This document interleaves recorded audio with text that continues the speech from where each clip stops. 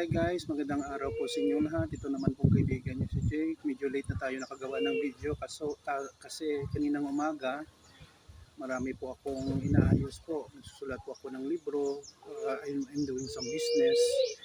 Sa video natin ngayon, pag-usapan po natin atong ang Gretchen Barreto, mga pangunahing suspect sa pagkawala ng mga sabongero, no? Before tayo guys magsimula, magpapasalamat muna po ako sa lahat ng mga followers, supporters ng aking channel. Maraming salamat po sa inyong walang sawang pagsuporta at panonood. Kung bago lang kayo sa channel ko at gusto niyo ang video na ito, paki-like lang po, share, and huwag kalimutang mag-subscribe. Baka nagtaka kayo kung nasaan ako. Nandito po ako sa Palmas Del Mar Resort. Dito po sa Airport Subdivision, Bacolod City, Negros Occidental, dito po sa Pilipinas, no? Bakit nandito po ako? Kasama ko po ang aking mga family kasi birthday ng anak ko si Juliana Comperada. 11 years old na po siya, so we have a very simple celebration here. Gusto niya maligo sa pool, makapag-relax. So pumunta kami dito, no? Kahapon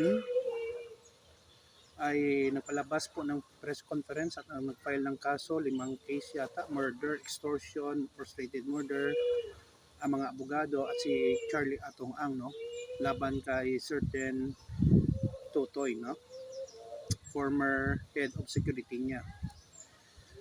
Ayon po sa balita, ang kay Justice Rimulya at NBI, nagiging pangunahing suspect po si Atong Ang at si Gretchen Barreto sa mga expose na isiniluwalat ni alias Totoy, no.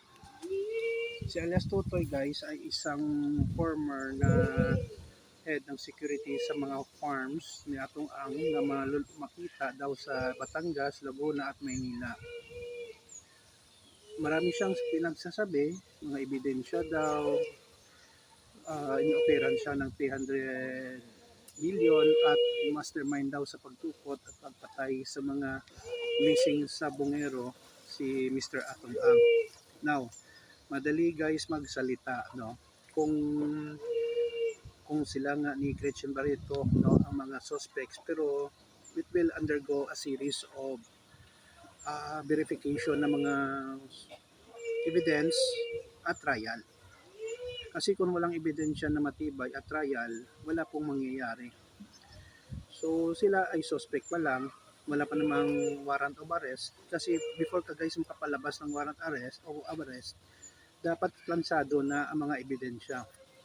Maraming natatakot, baka mabayaran daw kay sobrang yaman ni Atong Ang at ni Gretchen Barreto. So tignan natin kung ano talaga ang mangyayari. Sa ngayon, suspect lang po sila according kay Department of Justice Secretary Boying Rimulya, no? So antabayan po natin ang mga susunod na mga development, no, ng kasong ito, no? Kasi ang hirap po, sabi nga ni Justice Rimulya, maraming pera, maraming connection daw ang mga suspects. So according kay Atong Ang, he denied na wala talaga siyang ginawang masama sa mga sabongero, no? Na according kay alias Totoy, nang tsope daw. Hindi magtsope, ginadaya, no, during the sabong.